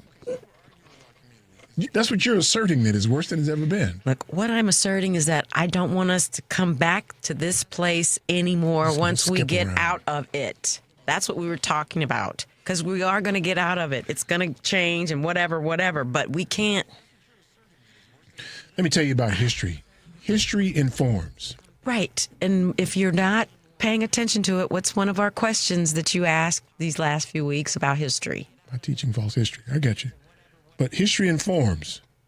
So I say again, it's no worse than it's ever been. I assert that. In fact, I think it's easier than it's ever been. Because it's not fashionable to lynch people. I was going to say hang people from trees. Or burn their towns down. Yeah. So I think in that regard. Okay, I'll give you that one. Without asserting that this is easy to get through. Right. Somehow or another, you and I are here today because the people before us, our parents, grandparents, great-grandparents, were able to navigate what was arguably worse. So what that proves to me is that there is a formula. And history informs us of the formula. We know that the country has backlashed before. Yes. When equity became, when it was on the horizon. I don't think we've ever achieved equity before. Right. When it was on the horizon, this country backlashed. And this was what they're doing now. It's always done that. It's exactly. always backlashed. Exactly. And so then the backlash with Lincoln's predecessor was, is it predecessor or successor? Successor. Right? I said predecessor. The successor arguably lasted for the entirety of Jim Crow, which was what, 80, 90 years? I think I read that it was, is it 90? For some reason, I'm thinking it was 100. Did I read that? Is it under 100? I'm going to look it up. But you can do that now. I know. And we've always had people, from 1877 to 1960. Yeah, around 80, 90 years. 80 or 90 years. So arguably, this could last 80 or 90 years if history informs. Yeah. It could take 80 or 90 years to unwind all of this mess, because that's what history informs us. Now, I would argue that our ability to build community is enhanced. It's exponentially enhanced by social media. And other, not just social media, but the ability to communicate. Remember back in the old days when you wanted to call somebody over in Indiana? It was a long distance call. Ain't no such thing as a long distance call anymore. It was an overseas call, but no long distance. Yep. So the ability to communicate is enhanced. The question is, do we communicate? Also a big problem is that too much of the infrastructure that we rely on to build community is on a big grift. Here, I'm going to say something to piss y'all off right now. I'm glad y'all can't call. Somewhere between 60%, in my estimation, of religion is just a big grift.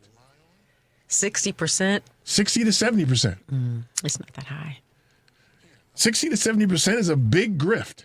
The religious institutions that we rely on to help build community will act in a way that protects their resources and not their community more often. So you don't want to piss off the local alderman so you can get your little driveway built in your church, or you can get your zoning laws passed for your church, even though that alderman may be doing terrible things. That's part of what I'm characterizing as a grift.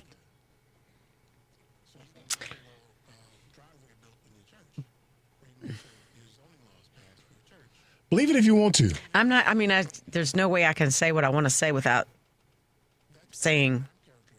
See, if I say but, it means so never mind. That was an adventure. That was an adventure right there. Whatever you went through right there, that was an adventure. Because if they're having to butter up to their alderman to get a new driveway or a new street in front of their church, that's for the greater good, right? It depends. If the alderman insists that you hire a bunch of white contractors to do it, and you're in the process of building community, how's that help community? Well, it helps community in one way, and then in another way it doesn't. At least you have this pavement thing, but our people didn't make any money. Yeah, you can't make me believe that these the head of religious institutions aren't concerned about making sure that the money continues. The money overwhelmingly comes from the flock. Is that why you're saying it's a grift? Yeah. Okay, so we're relying on institutions in our community that oftentimes are on a grift. Oftentimes, not all the time. Then you got the hey brother type people who are wonderful. They're usually well-read on the subject matter, but they aren't organizers in that sense, oftentimes. So in that way, yeah, we're fractured. But we have the ability, those of us who know, to build cohesive community because of our ability to communicate now. That's my assertion. This is communication here. This is us communicating. Yeah. I mean, hopefully somebody runs off their little community right now and says, you know what? We're going to do this. Hopefully they do that. Somebody does. Wouldn't that be wonderful? I suppose. You won't get no credit from me for doing it. You're supposed to do it. It would be great. Right. You won't get no credit from me. Nobody needs credit. It'd just be great. It'd be fantastic. Yeah. So we've been here. We've been here. It ain't no worse than it's ever been. In fact, I would argue it's been worse than this. And we have to read the history, understand the history, and know how we reacted and persevered under these circumstances and do that again. Agreed, but there needs to be another step so that we don't come back. This repetition is not good. We are going to just destroy each other completely if we don't figure it out. Each other who? This racial stuff that we're going through. You mean their community and our community? Yes. Okay, don't give a damn about their community. You can if you'd like. We're all here together, Eric. We have to care about it. We're not, though. We're not. We're not here together because we have to coexist. We do, because we live on Earth together. Yes. But we don't have to build community with people who don't want community with us. But we're still going to run into each other in some places, in some spots, in some occasions. Let me tell you something. If you were the other community, that wouldn't be your concern. But so it's only our concern to build community with them. It ain't their concern to build community with us. Agreed. So why we spend time doing? Because unless we have all of our own stuff, all of it, like Wall Street, we have to interact with other people that are different than us. It's a requirement to be a person. I don't know if in an American. I don't know if I would put that high on the priority list. In fact, I'd put it pretty low. Yeah, I mean, we have shared resources. Eric, you told me that you will not get on an elevator with a white woman, right, by yourself. Right. Okay, so I want a world where you don't have to worry about that. Good luck to you. I think it's an unusual and there's another word I want, burden that is put upon us as Black people that I want to eradicate. I don't want to walk around afraid and suspicious, which I am now. I wasn't before till this buffoon became part of the picture. Now I don't know anything anymore. Because it's all crazy. It's all cattywampus. I have little to no concern about the other communities. See, I think we all need to. But you're the only person that does that. I am not. I cannot believe I'm the only one who's we are the world. I don't mean you. I mean you as a cutout for Black people. You as a cutout for people who are being put up on right now. The people who are being put up on now are the only people are seeking to make community with the people who are putting up on them. The people who are putting up on them couldn't care less about your little stinking ass community. I'm talking about coexisting. We don't necessarily. They could care less about coexisting. Right. That's why we're here now. That's why it's bad. No, it's not. We're here now to a large degree because we've attempted to build community with people who do not want to build community with us. Yeah, but they're in charge of most of everything, so we have to coexist with them. They've always been in charge of everything, and we still built community for ourselves. Okay, so are you not hearing what I'm saying? Why do you think I have a hearing problem? Why do you think that all of a sudden? I'm saying, you're saying we are going to rise to the occasion because we always do. I'm saying, of course we can, but why do we have to keep doing it? Why can't we get to the point where we can just coexist and live amongst and around each other? You can have your community, I can have my community, but we can all get along. And nobody's walking around afraid. That would be ideal, but for their desire to not build community with us. So for us to walk around and have that desire is foolish on our part. I don't know that it's a desire. It's a why not? Why can't we all just get along?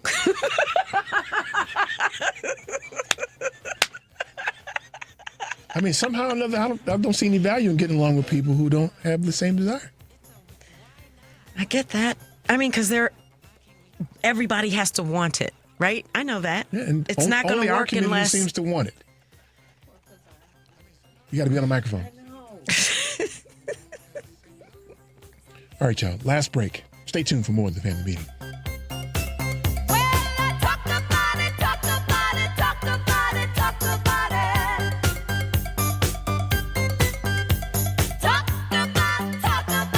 This is Andre Davis. Stay tuned for more of the Family Meeting Radio Show.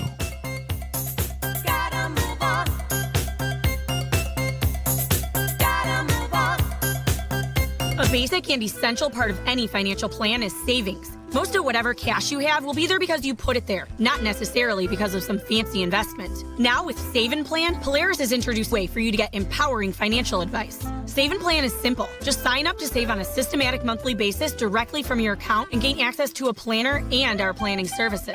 Once you sign up to save, Polaris will help you develop a customized financial plan and give you a real person to speak with. Your dedicated planner is just an email or phone call away. Save and Plan offers empowering advice for everyone. Visit us at polarisadvice.com and call us today at 312-951-2606 or email us at polarisadvice.com. That's 312-951-2606 or email us at polarisadvice.com. Save and Plan, empowering advice for everyone. Securities offered through Lion Street Financial LLC, member FINRA and SIPC. Investment advisor services offered through Lion Street Advisors LLC, registered investment advisors. Polaris Wealth Management and Lion Street Financial are not affiliated.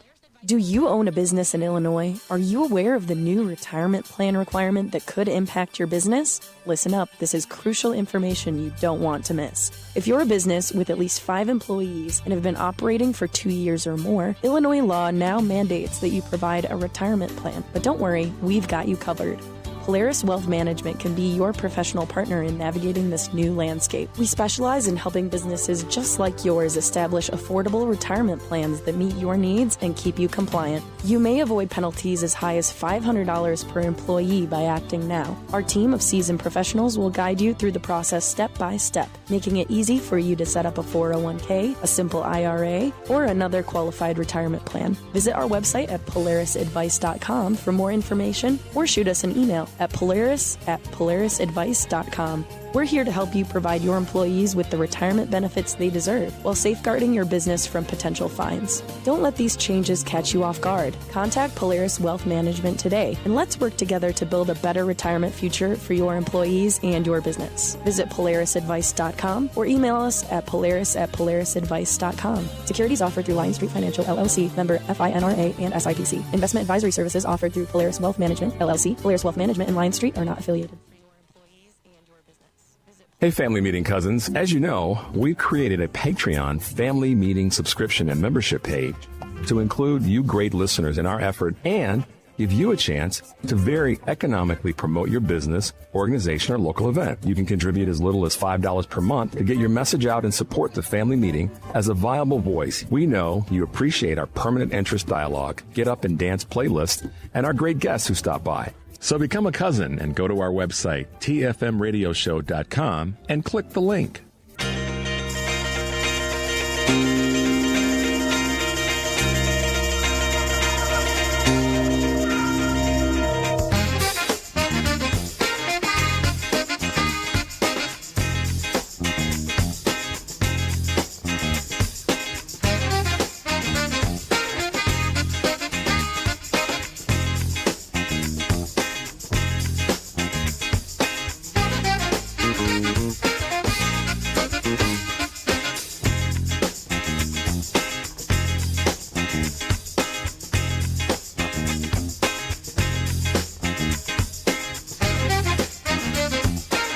This is Susan Manuel, www.ablconsulting.net. Welcome back to the family meeting. My grandfather told me a story once, excuse me,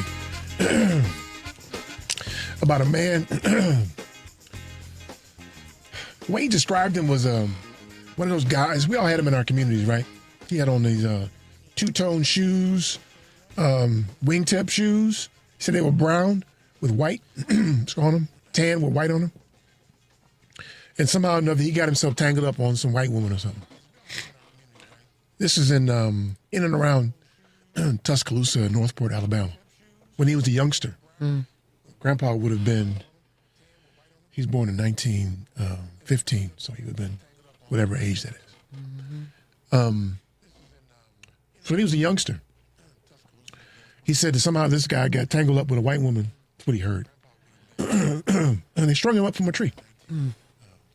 They strung him up from a tree on his walking path to school. Excuse me. And they were not allowed to take the body down. Yeah. So he said at least 2 days in a row he walked by that guy. And he remembers because he was up on that tree with those shoes on. And he said eventually somebody took the shoes. Oh, my gosh. He also told me a story about how they would be at home. His mother, Della, would cook dinner. And the neighboring white community, because they all lived in the same vicinity, could smell Della cooking. They just come in the house and take the pot. Just take the pot. What could you do? What do you think? What could they do? I am just... I cannot. So, and that's just a small example of what I think went on during those times. Yeah. I told you about, I'm almost done reading Medgar and Murley. Oh, yeah. And it's on my list. And it's good. Is it? It's good. I liked King better, but it's just a different writing style. And the things that they had to go through just on a daily waking up, just process. I understand why you say we've been through this before, we can get through this again, because those kinds of things that they had to live through every day. He has a story about having to walk to school with a hanging body. But the thing he talked about, or she talked about more, was that they wouldn't let them take the clothes after they finally took the body down. They left the clothes and they wouldn't let them remove them from the fence. Those clothes, those bloody, battered clothes that they had to walk by to school. They had to see them for months. As a reminder. Until they disintegrated, basically. Right, as a reminder so that you stay in your place as they described. Right? Yeah, yeah. So I would agree that there has been a change. I wouldn't call it progress, where that isn't fashionable. And I use that term fashionable very loosely. But there's no way you can convince me that that people running around with their hair on fire about what the White House is doing now is worse than that.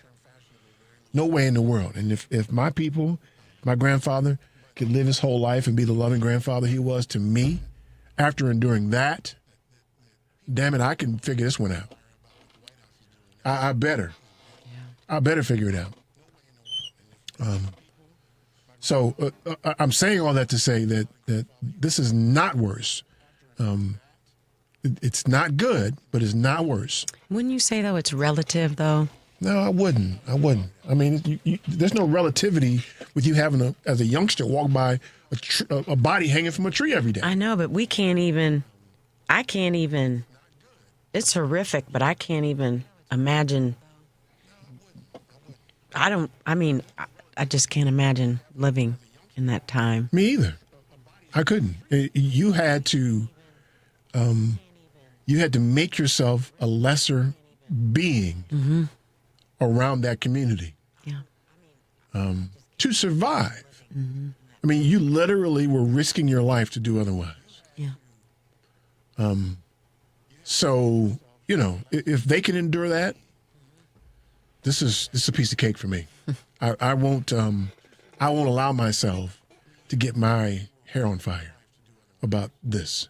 And I won't give them the satisfaction of having my hair be on fire. Sure. I'm the wrong one.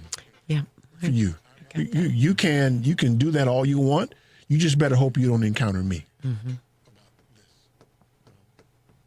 I heard the stories. I know what your people did. I know what y'all capable of. I will not be afraid. I will not be troubled. I will not be taken down. That ain't gonna happen. If I get taken down, well, y'all coming with me. Y'all coming with me. We're gonna go together. That's right. I'm with you on that one. We're gonna have community at that point together. You heard that? Yeah. Gotcha. So this is a matter of people beginning to just man up, right? There needs to be, when you face drastic times, you have to exact drastic measures. All this business as usual stuff that you see out of the political class, them people can go kick rocks. All y'all can kick rocks.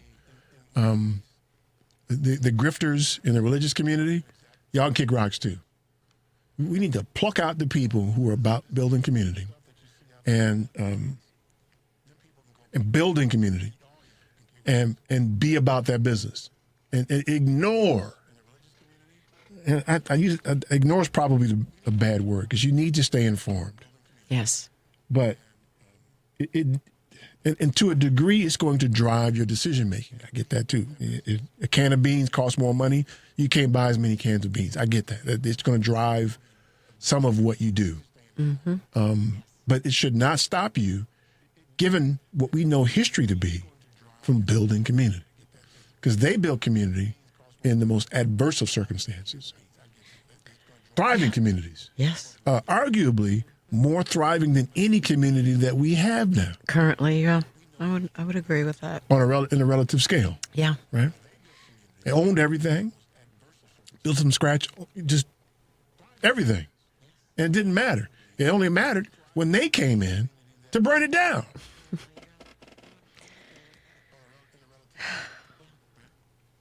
Which tells you what kind of people they are.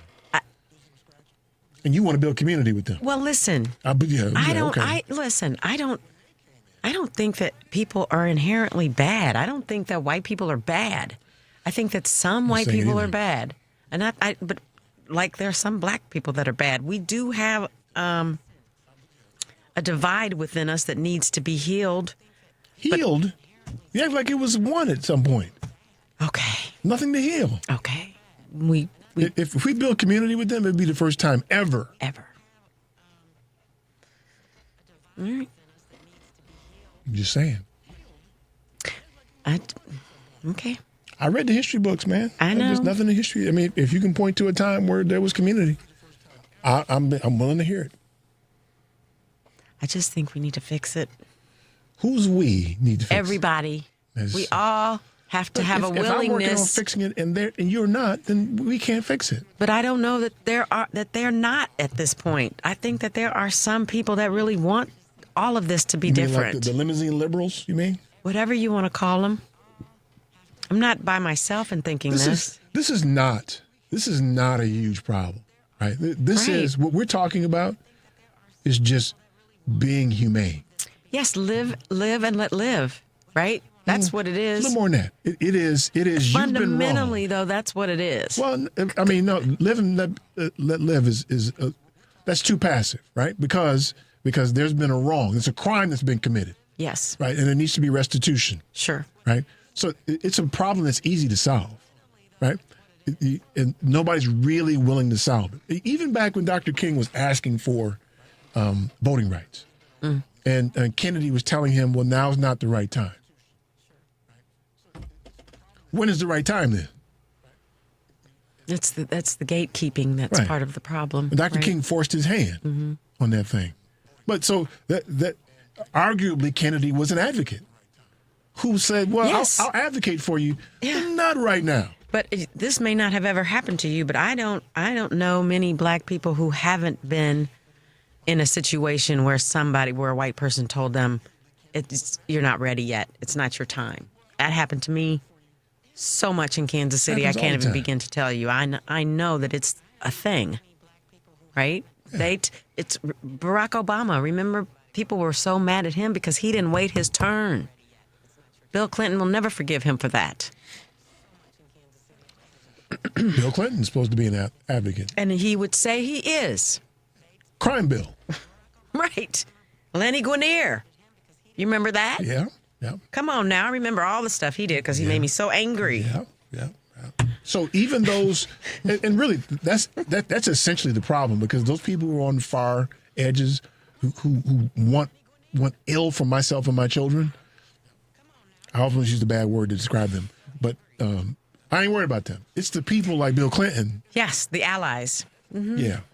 I get you. Who will go, like Kennedy, who kind of said, but saying, not right now, though. Mm-hmm. And that's a problem. Yeah, it's There's no microphone over there. It's a mental thing. It's like that lady when I went to that event who walked across the room because I was the only person of color in the space, but I was getting up from my table. She could tell you were a person of color? And I'm gonna stab you in the eyeball. Who's the tan Tiffany, white woman protect over there? your husband because I'm gonna stab him. She came running across the room, and the space we were in was what I would have considered a safe space of like-minded people. That woman would not think that she was racist. She would not think that she would look me in my face and swear that she was an ally. And she believes that she is. Mm-hmm. But there's this little thing in her head that looked at me, and the only reason she thought I was supposed to be there was to serve her, not to be part of that event itself. Yep. And so that's the thing that I keep trying to talk about, and nobody's hearing me. That's a thingy in your head. That's when the allies... To ask me to take her Oh, wait a order. minute, y'all can't have conversations with machine gun. Oh, sorry. So you were relying on an ally who didn't advocate for you in that instance. I wasn't relying on her. She just made an assumption that that's who I was. And she's an ally. She's arguably an ally. She would consider herself one because of the space we were in. That's right. Yes. That's right. That's the problem. That's the problem. The allies, the limiting liberals who throw money out the window and drive by. I think that those are the people that need to look at themselves and admit to themselves that they have racist tendencies. They can do whatever. Until they admit it, we are not going to ever bridge a gap. They can do whatever they want to as long as we build community down. Okay. That's the most important thing, build community. All right, y'all. That's all the time we have. I want to thank you for yours. For Bobby Longstroke. Feel better. Oh, you took the patch off. Okay. Oh, look. That's right. You better come out here and hug me. That's right. Shiver me timbers. Tune into the family meeting every Sunday at 4. I'm your host, Eric Grant. Peace. The preceding program, The Family Meeting, was sponsored by Polaris Insurance Agency, and to the extent applicable their guests, the views and opinions expressed therein do not necessarily reflect those of Heartland Signal, LLC, or its management. NBC News Radio.